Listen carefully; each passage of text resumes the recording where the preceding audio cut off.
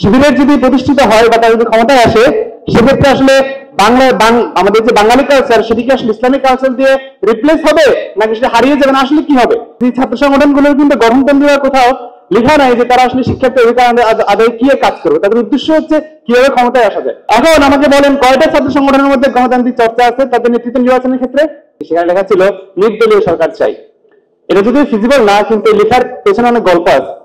বিশ্ববিদ্যালয়ের শিক্ষার্থীরা কিন্তু অভ্যুত্থানের আগে ছাত্র রাজনীতির অস্তিত্ব বা ছাত্র রাজনীতির যে এক্সিস্টেন্স এটা কেবল ছাত্রলীগের মাধ্যমে পেয়েছে, যেটা ছিল টর্চার এবং নির্যাতন। এর বাইরে কিন্তু তাদের রেফারেন্সে আর কোনো ছাত্র রাজনীতির আর কোনো সিনারিও ছিল না, এবং সেই কারণে তারা ছাত্র রাজনীতি চায় না। না চাওয়ার যে দাবিটা তখন ঠিক সে কারণে দাবিটা এসছে। এবার আসি, ছাত্র রাজনীতি আসলে মানুষ ছাত্র রাজনীতি যারা করেন তারা আসলে কি বলেন? তারা আসলে শিক্ষার্থী অধিকার রক্ষায় কাজ করবে, তারা শিক্ষার্থীদের এই নানান অধিকার রক্ষা বা তাদের বিভিন্ন বিষয় নিয়ে ডেভেলপমেন্টের জন্য কাজ করবে। কিন্তু আসলে আপনি আমাকে বলেন যে বিশ্ববিদ্যালয়ে বা ছাত্র রাজনীতিগুলো সংগ্রামের যে কাজগুলো করে, এই যেমন পান দেওয়া, শীতকালে কম্বল দেওয়া, দেন ক্যাম্পাস পরিষ্কার করা, এগুলো কি কোনো ছাত্র সংগঠনের কাজ হওয়া উচিত? একটা বিশ্ববিদ্যালয়ে যখন সিস্টেম ডেভেলপ করা থাকবে, কাজগুলো এমনিতেই হবে। আপনি শিক্ষার্থীদের জন্য এসএম হলের বারান্দা যখন খোলা রাখবেন তখন তো কম্বল লাগবেই।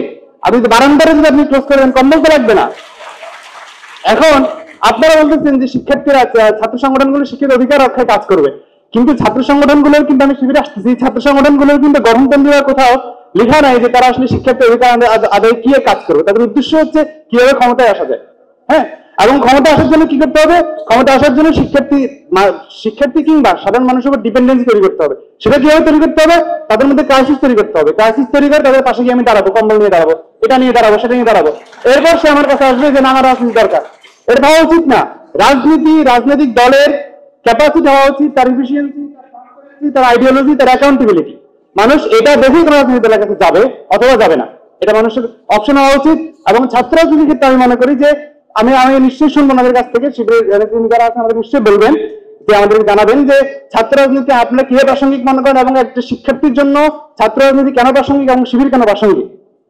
2 নম্বর বিষয় আসি, আমাদের দেশের রাজনৈতিক দলগুলো আসলে কি করতে চায়? গণতান্ত্রিক একটি রাষ্ট্র গঠন করতে চায়, গণতান্ত্রিক উপায়ে রাষ্ট্র পরিচালনা করতে চায়। এখন আমাকে বলেন কয়টা ছাত্র সংগঠনের মধ্যে গণতান্ত্রিক চর্চা আছে তাদের নেতৃত্ব নির্বাচনের ক্ষেত্রে? নাই। কিন্তু এখন যে ছাত্র সংগঠন নিজেরাই গণতন্ত্র প্র্যাকটিস করে না, যে সংগঠনগুলো, তারা কিভাবে দেশের গণতন্ত্রকে সার্ভ করবে, দেশের মানুষকে সার্ভ করবে, এটা নিয়ে দৃষ্টিভঙ্গি আমি নিশ্চয়ই জানবো। তারপরে আমরা যাচ্ছি কালচারে। শিবির যেহেতু ইসলামী সংগঠন, সেহেতু ইসলামিক যে কালচার সে বিষয়গুলো তার নিশ্চয়ই লালন করবে। তাহলে সেই জায়গায় আমাদের যে বাঙালি কালচার, আমাদের গান, অন্যান্য যে বিষয়গুলো আমাদের কালচারে, সেই জায়গায় আসলে শিবির কে অ্যাড্রেস করবে?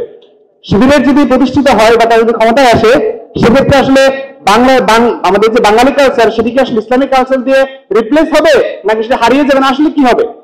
এই বিষয়টা আমরা জানতে চাই। এরপর আরেকটি বিষয় যে ছাত্র শিবিরে কিন্তু অন্যান্য ধর্মাবলম্বী যারা কিংবা আদিবাসী বা মাইনরিটি যারা আছেন তাদের জায়গায় তাদেরকে অ্যাড্রেস করা, তাদেরকে ইনক্লুড করার কিন্তু সেরকম কোনো জায়গা নেই। আমি জানি না আছে কিনা, দৃষ্টিতে জানাবেন। এই বিষয়টা আপনি নিশ্চয়ই অ্যাড্রেস করবেন যে সেটা আপনারা আসলে কিভাবে অ্যাড্রেস করবেন। আদারওয়াইজ একটা সংগঠন কিভাবে ইনক্লুসিভ সংগঠন হবে এবং শিক্ষার্থীরা আসলে সেটিকে কেন গ্রহণ করবে। সব মিলিয়ে আমি চাই যে বিশ্ববিদ্যালয়ের শিক্ষার্থীদের মধ্যে যে ফ্রাস্ট্রেশন 5 আগস্ট শিক্ষার্থীদের বা ছাত্রদের মধ্যে আমরা উচ্ছ্বাস দেখেছি, সেই উচ্ছ্বাস দিন দিন হারিয়ে যাচ্ছে। কেন হারিয়ে যাচ্ছে? রাজনৈতিক দলগুলোর ক্রেডিট ভাগাভাগির যে প্রতিযোগিতা, একই সাথে ইন্টারিম গভর্নমেন্ট স্টেক নেওয়ার যে প্রতিযোগিতা, বিশ্ববিদ্যালয়গুলোতে নিজের আধিপত্য বিস্তারের যে প্রতিযোগিতা, সেই প্রতিযোগিতা লিপ্ত হওয়ার কারণে যারা আসলে জীবন দিয়েছেন, যারা কোনো ধরনের স্বার্থ ছাড়া মাঠে এসেছেন, তারা কিন্তু সবাই হতাশ হয়ে যাচ্ছেন। তো এই প্রেক্ষাপটটা নিশ্চয়ই আপনি অ্যাড্রেস করবেন। আমি সবাইকে ধন্যবাদ জানাচ্ছি।